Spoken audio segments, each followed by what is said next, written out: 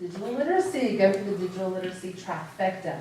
And I'm really excited because the ones today are all kind of technology oriented, so that's pretty cool considering our QEP and what we're doing in that area. Matt Reamer is a faculty librarian who has been with us now for over 2 years, because you got started early, right? Sure. Yeah. Michael Ray is in developmental math, and Rupali Campbell, who is also an artist who has worked in the newspaper and all kinds of cool galleries and stuff like that. We are very excited to have them there. So if you could give them a round of applause for Check, check, check. That sound good? Can you hear me? All right. Well, greetings. Thank you all for coming out to this. This is an excellent opportunity for faculty to get together, to collaborate together, and that is one of the overall kind of themes that we found with this whole project. But when we got started, we got put together, tried to figure out what are we going to actually do this project on. So we brainstormed lots of different ideas, but we ended up kind of gravitating back towards the digital literacy topic. It is very important, obviously, with the quality enhancement plan overall, where we're going to go into the future here at TCC. So digital literacy absolutely was something that we wanted to look into. So the question that we started to think about was that broad question, especially when we had that nice little catchphrase, taking deep digital literacy across the curriculum. Well, how can we do that? How can we make digital literacy something that can be understood, incorporated, easily assessed across the wide range of curriculum at TCC? And that is no easy task, and the members of the Quality Enhancement Plan Committee, many of them are here today. A little round of applause for you guys for taking this on, because it is kind of a very wide, advanced topic. But I realized when we were put into this little group that there was this excellent opportunity that we had. So we got a faculty librarian sandwiched in between a developmental mathematics professor, who Michael's students, they're kind of at the beginning semesters here at TCC, kind of the beginning, let's say, introductory technological skills they sort of have. Then you have Rupali's class, which is a capstone class. These students are at the end of their careers here at TCC, and they're focused on graphic design. So these students probably would have a little bit more advanced digital skills. So it would be an excellent little snapshot of student ability here if we were able to sort of go into our own little classrooms and see what we could do with digital literacy. So that's what we decided to do, but of course you have to do a little research first. So we let the QEP team do that hard research for us. So really, the literature review, they hit on the core things that you needed to know, but definitely this quote really hit on it. 90% of new jobs will require excellent digital skills going into the next decade. And this comes from the Joint Information Systems Committee report, which turns out to be a report out of the EU. And so Europe is really getting focused on digital literacy, digital skills. So from the UK Telegraph, actually, from November 2003, this was their headline: digital literacy is as important as reading and writing. So they are absolutely honing in here that digital literacy is that, call it the new buzzword of the 21st century. It is the new sort of information literacy, as the librarians are used to that term. But this is the core group of skills that they're giving students as they go into the 21st century marketplace. So if they're doing this in Europe, we need to be doing this here too in the United States, because this is a global marketplace that we're all competing against each other now. So it is vitally important that we start focusing our students on digital literacy as well. And so here we go. What is digital literacy? This is the fun part. As we titled the slide, the ambiguously ambitious definition of digital literacy. There is no one set core digital literacy definition as of right now, but there does seem to be 3 core components within some of the definitions that we found. So we actually went through different universities, different colleges. How are they defining digital literacy? There definitely was 2 ways to go about it. Some people took a very simplistic approach to it, where they just repackaged computer literacy and just called it digital literacy. Other colleges that were just like, if you know how to identify a mouse and a monitor and a modem, that's digital literacy. To me, that's a little bit simplistic, so we found these other definitions a little more nuanced that really hit on the 3 areas. So you have the first area, the kind of greenish area, that's utilizing the tools, the hardware, the digital tools. Then you have the red area, which is, I'm going to get back to, is the backbone of the definition: finding, analyzing, using, evaluating the information. And then there's a social component, how you actually take that information and use it in a personal, social, and academic setting. So you got those three different areas, but a little bias towards the librarians here. The core backbone of that definition seemed to be something that we're very familiar with, the information literacy definition from the American Library Association, the determining, accessing, evaluating, using the information. That is kind of the core backbone. And then it's adding in the digital tools. So since it's not really worked into the information literacy definition, it seemed to me that this is sort of a new evolution of information literacy. Now we're just incorporating that digital tool component within the definition. So that now leads us to the wonderful working definition we have of digital literacy right now at TCC, which silos this off into these three areas. And we think that's a very good way to do it because it's hard to really get your brain wrapped around just digital literacy altogether. So you break it into these three core components: digital tools, information literacy, plus social engagement can equal digital literacy. And so we're using the technology, we're still finding and evaluating, creating the information, and now we're sharing this content, how we actually use this content, the digital footprints, different little ethical applications that get applied for the information we create.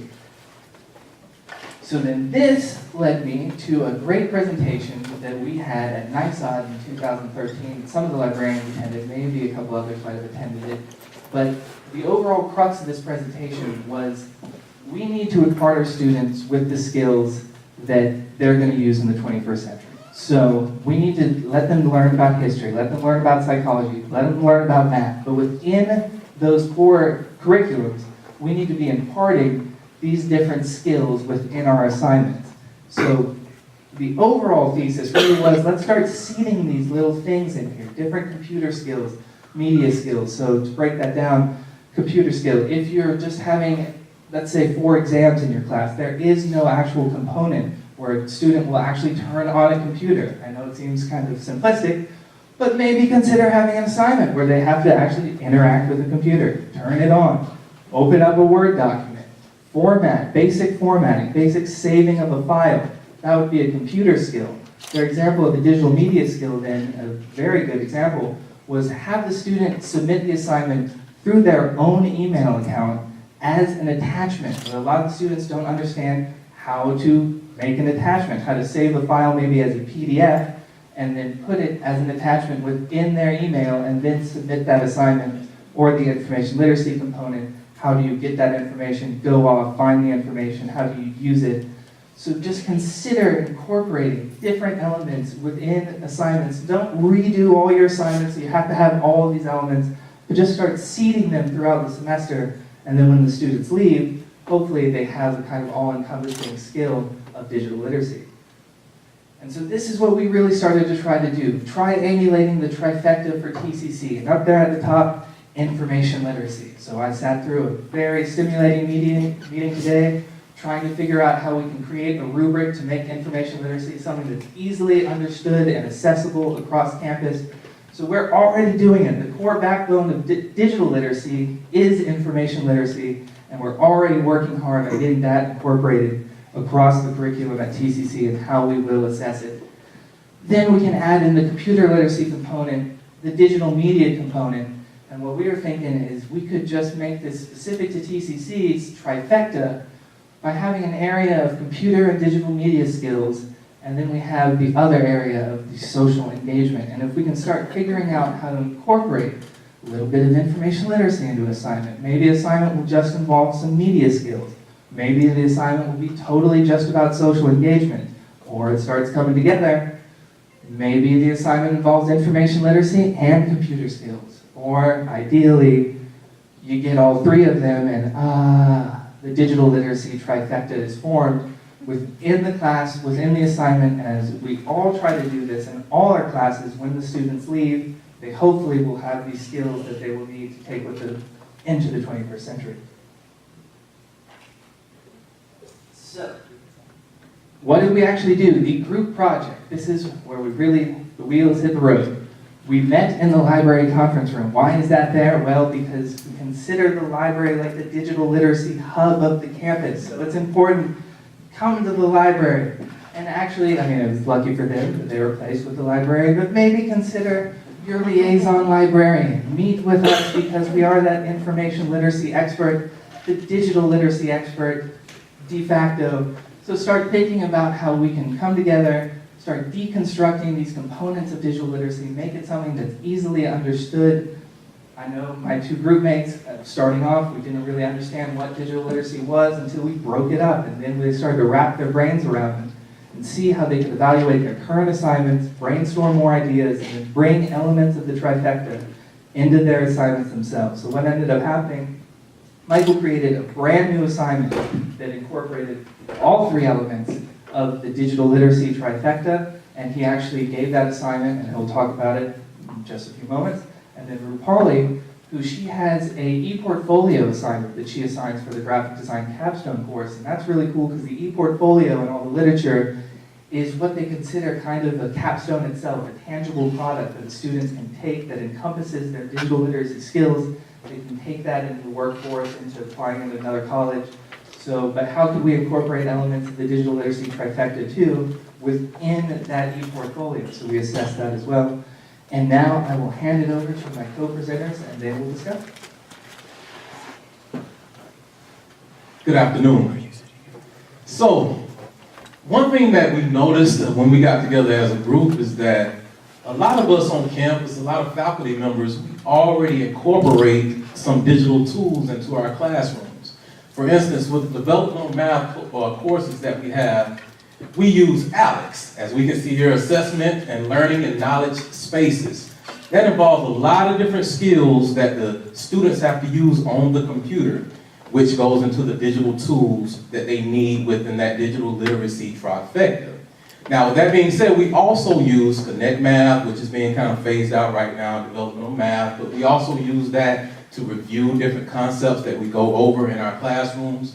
And we have online video tutorials and so on and so forth. But ALEX is the big digital tool that we use within our course. We also have different assignments that we do in ALEX and everything else. However, that's just a digital tool. As I began to meet with my group members, my other group members, and we went through that digital literacy trifecta, and I began to look at it. We don't want to just touch on that digital tool. We want to also look at information literacy as well as social engagement. So what I had to do was come back to the table and say, hey, what is a good activity, real world activity that we could do within our math classrooms that involve those three key areas? So I came up with this sample word problem that I gave to my students. And I talked with my group members about this as well. And so we wanted to come up with just a fun little word problem. And it also involves proportions. So it's not really getting away from our coursework that we have in our classrooms. As a matter of fact, it's kind of reinforcing what we've already learned. But it incorporates those three areas that we talked about. Now, in this particular fun little word problem, the TCC student, they were going to, and as you can read it and see, but I'm going to touch on some key areas here. There's a TCC student that's planning a road trip, okay? And they could pick any area from Tallahassee going to the area. However, they cannot fly there. They have to drive there. It's a road trip. Now, another thing that makes this fun is that they won a contest, so they could pick any rental car that they wanted to for free. Now, of course, the students can have a lot of fun with that, right? Now, a couple of blanks that they're going to have to fill in here. Once they figured out what car they wanted to drive, they had to fill in the blank with the car make, model, and also the year. And then they had to do some research and find out also the miles per gallon for that car. And then also they had to find out how many miles it was going to take to drive to their road trip destination. And then also the national cost of gas per gallon, the average that we currently have. And then they're going to have to give two different answers. They're going to have to answer how many gallons it's going to take to make it from Tallahassee to their road trip destination. And then secondly, they're going to have to tell how much money it's going to take to pay for that gas. And as we all know, right now in our society, gas mileage is a big, huge thing, right? So this is something we hear as students a lot of times. Where am I going to use this math? Where am I going to use this? This is something that we can incorporate within our classrooms and show them how they can apply this in real world situations, but also hit on those 3 key components in digital literacy. So now, once we got that template done, how were the digital tools used in this math activity? First, the students, they had to get that template that we just showed on the screen there. They had to type up that word problem and save it as a Microsoft Word document. Now, after they did that, they had to fill in their blanks with that information that we were just discussing. And then from there, they had to create a PDF file of the word problem. We'll come back and talk about that a little bit later. Okay, that's very, very important there. And then I found out during this activity that some students actually already know how to use the SkyDrive. I know a lot of us have been getting familiar with that, right? The SkyDrive with Outlook and everything else. So a lot of students utilize that SkyDrive so that they can access their files from anywhere on campus or anywhere else that they needed to access that. After they went through the digital tools, of course, we had to figure out how the information literacy was going to be used within this math activity. So what I did was I had the students to search online for the distance to their destinations. Once again, they had to pick that road trip destination, and then they had to search online for how far it was going to be to get there. And then they had to search for the gas mileage of that particular car that they chose. And then also the current national cost of gas per gallon. You know, that changes every day. As you're going to see here, we're going to see some prices on here. And when they did the activity, the price was a little bit lower than it is today. All right, but we'll come to that later. And then lastly, they had to list each source and also determine its validity, which is very important because as we know online, there's a whole lot of things online, but all of it is not valid. So they had to make sure they got some valid sources. So as you can see here, this is one student's word problem right here. This is their particular activity. And as you can see, we have highlighted here the different blanks that they filled in. So this particular student chose to go from Tallahassee to Dallas, Texas. And then I was thinking that a lot of students, I was just thinking that some students may choose cars like a Bugatti or something like that, right? All these different cars like that. But I had this one student that chose a classic car. They chose a 1971 Chevrolet Nova Coupe 250 turbo thrift, whatever that means. I'm sure somebody else out there knows what that means, right? All right, now, back to the gas mileage, of course. We know that right now, that's a big, huge thing, okay? But this classic car does not get good gas mileage. But that's okay. They could pick any car that they wanted to. That was part of the problem, so they could see how it would work out. But they found out that this particular car got 15.2 miles per gallon, all right? Which, of course, that's not a whole lot, but that's okay. And then they found out that in order to make it from Tallahassee to Dallas, Texas, it was going to be 831 miles. And then, once again, at that particular time, when they searched online, the national average cost of gas was about $3.28 per gallon, and that was for regular gas, 87. As we know, that's gone up a little bit since then, right? Okay, and then down here at the bottom, we see they listed out their sources and hyperlinks. So for instance, for the source for the gas mileage, they went to a little website called automobilecatalog.com and got that information.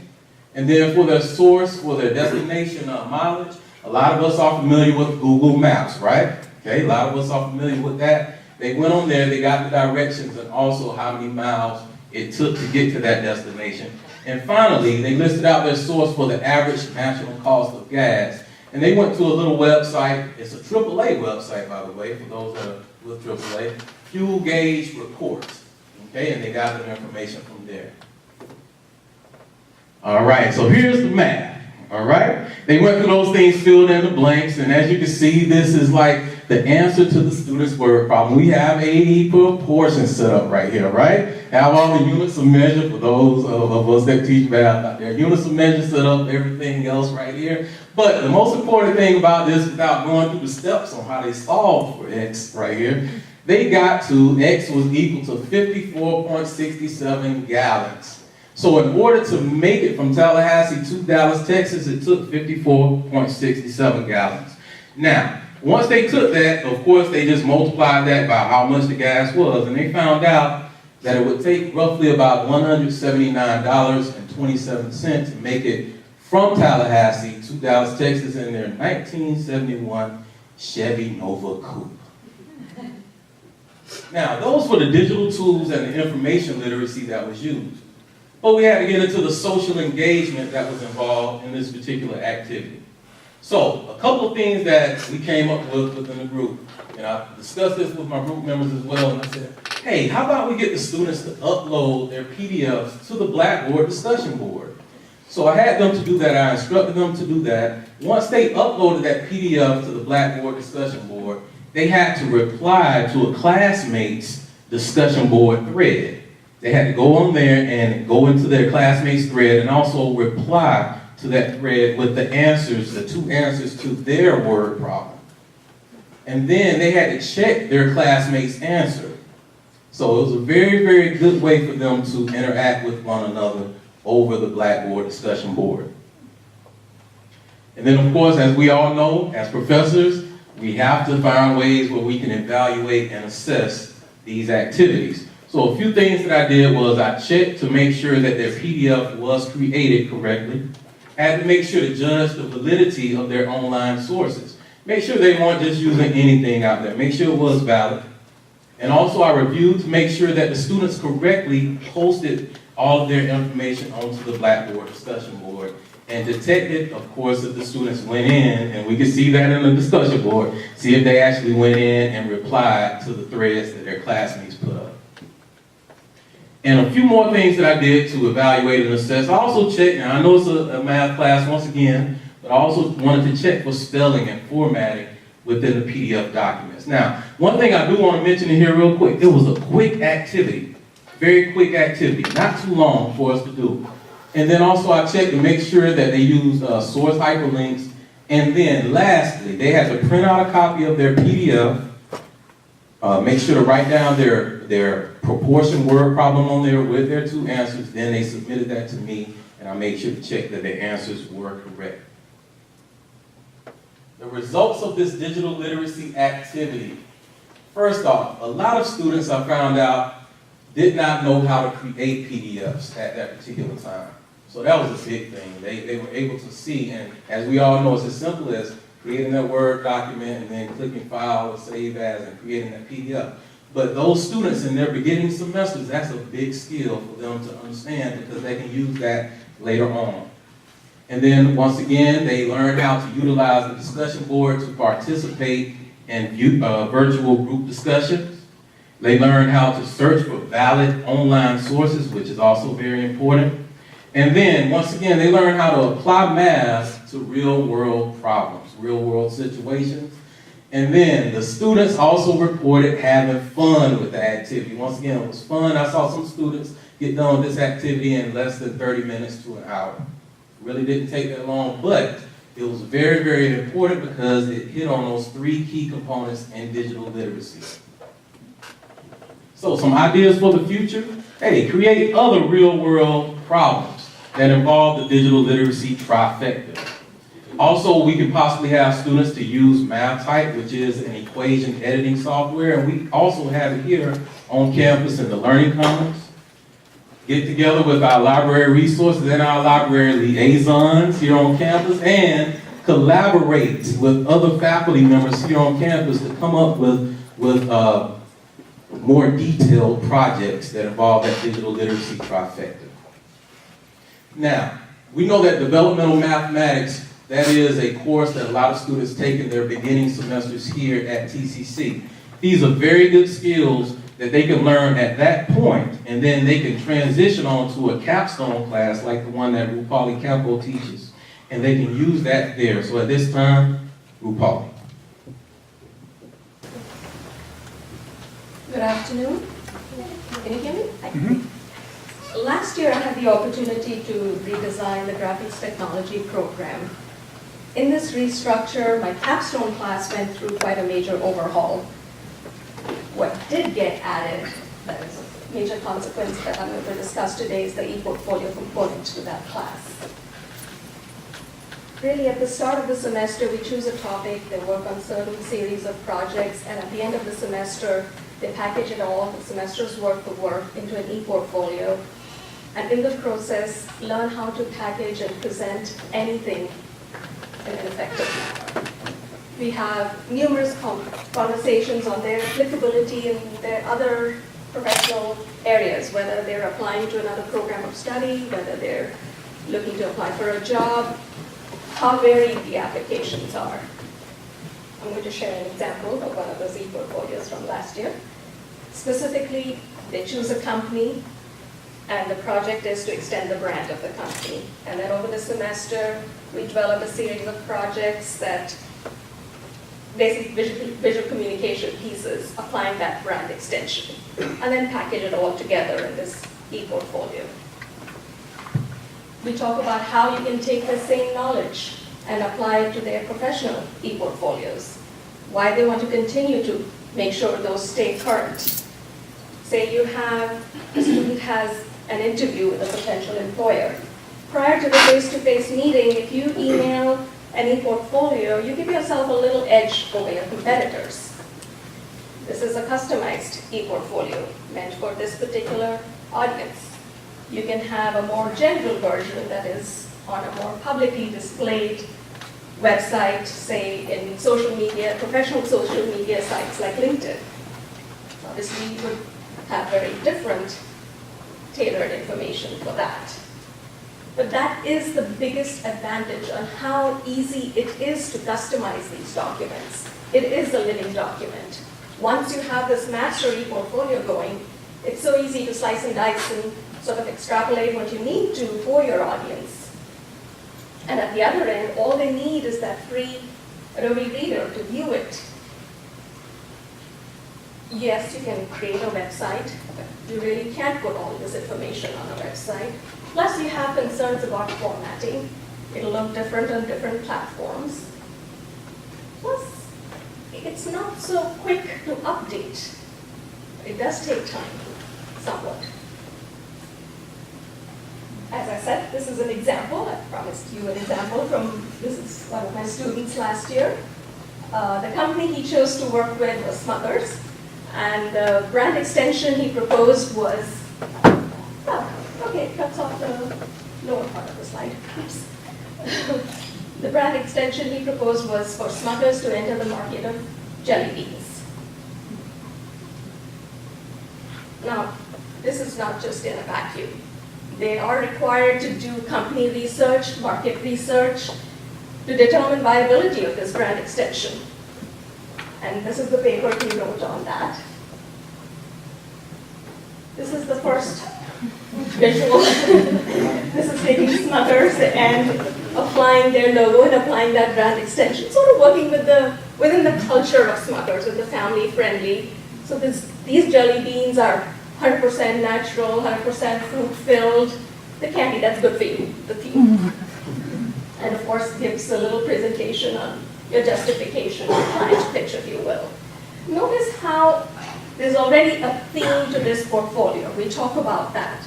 You want to brand yourself in your personal, professional e-portfolio. Here, of course, this is branding, the brand extension portfolio. If you will notice, there's these R's and these C's and these F's consistently through this document. This sort of alludes to the ideation process that we go through. There is the roughs and the comps and then the final. So he's kind of alluding to that without really showing each stage. You don't need to. He chose to launch this on their website, adding a page to their website, and also wrote the article for it. Again, you have the R's and the C's and the comps and consistency in how the headers are treated and the colors and showing that in different platforms, your smartphone, your tablet, and your desktop screen. This was a direct mailer piece where the students were also required to really do research into what the United States Postal Service requirements are as far as what is considered a standard size, what is considered safe space. This area right here where you do not want to print anything, this belongs to them. And then giving a justification on why this would work. This is your attention grabber, mass mailing kind of piece. This, on the other hand, is your very slick brochure. So for this one, he's also given all your print specifications with all kinds of custom cuts. So this is sort of abbreviated e-portfolio of their semester's worth of projects that we worked on over the course of the semester. I think my team would be happy to see what we do in that class. In the same way, e-portfolios are applicable to all our students on campus. My students showcase their proof of skill through their projects, so yes. But really, for all our students, this is yet another way for them to show their literacy, reading, writing, and thinking skills in a visual format. So let's talk about what you want to include in a portfolio and how to go about developing one. You want to start it with an introduction of the owner of the portfolio, of course, and a picture and some contact information. Your cover letter and your resume. Your short and long-term goals, probably addressing and aligning with your audience over here. Coursework descriptions would be really applicable to our students who are, say, applying to a limited access major at another institution of higher education. They probably want to go into pretty much extensive detail there.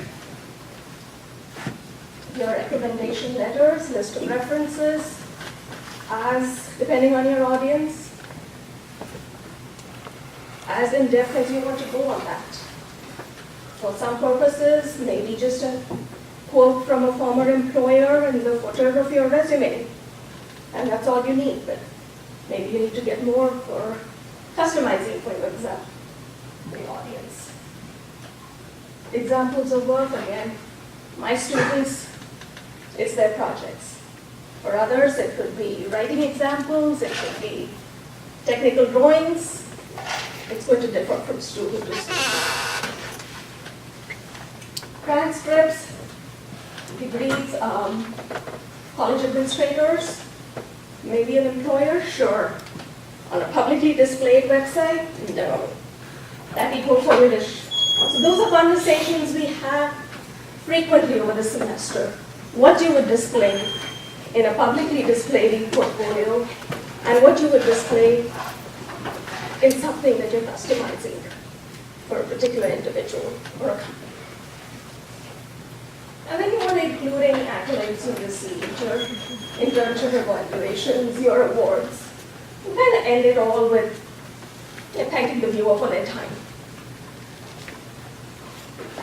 Okay, now that you've collected everything that you're going to include, you want to start putting it together. How are you going to do that? First, you want to build a template for yourself. Really think about how you're going to brand yourself. Just like the example was using the Smucker's theme all the way through. You want to think about a primary font and color and use that consistently.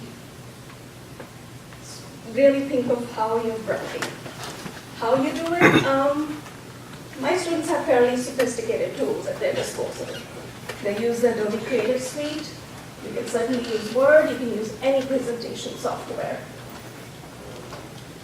And once you've got this big template going, you really want to now start, you've got all your elements together, right?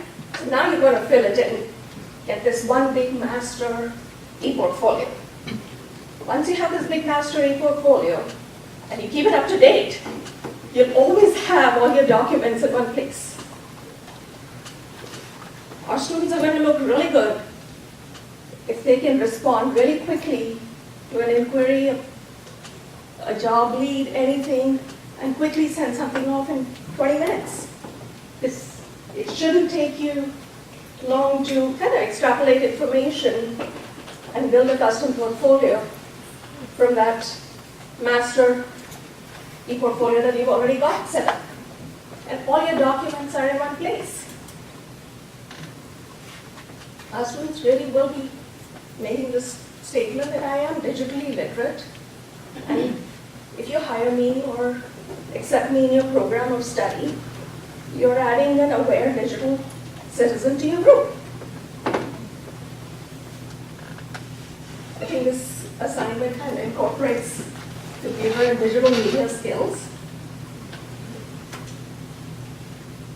In working in this collaborative process for this presentation and conversations with Matthew, I have now incorporated the library link to the Hoover database search in my classroom. And this really helps my students. They're required to do company research and market research, and it helps facilitate that.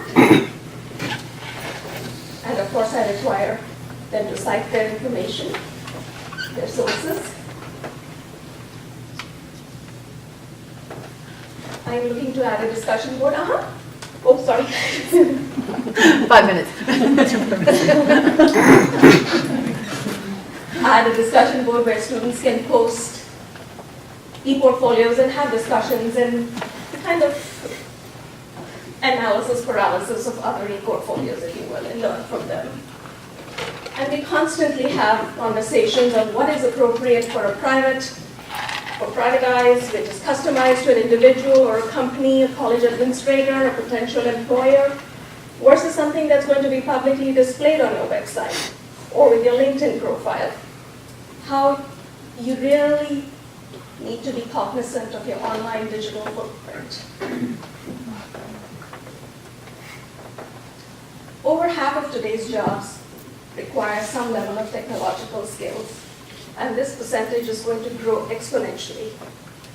We need to prepare our students for today's world, for tomorrow's world, and e-portfolios can be used across campus to exemplify literacy skills. All right. And now I'll hit you with the conclusion.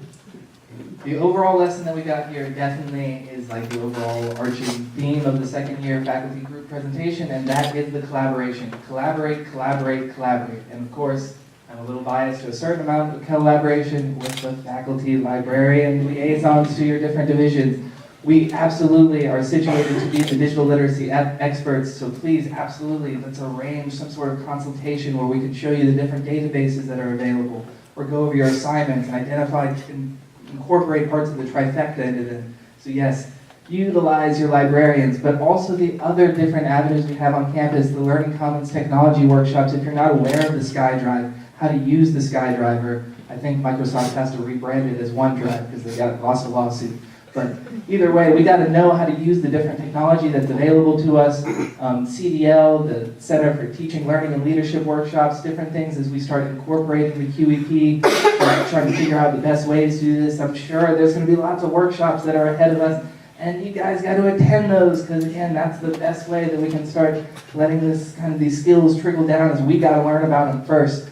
And of course, break down digital literacy into the 3 components of the trifecta and start gradually incorporating just little areas. You don't have to redesign everything, but let's just start seeding in these skills, and eventually we'll leave our students as digitally literate citizens. And with that, we'll leave it to you guys. Question?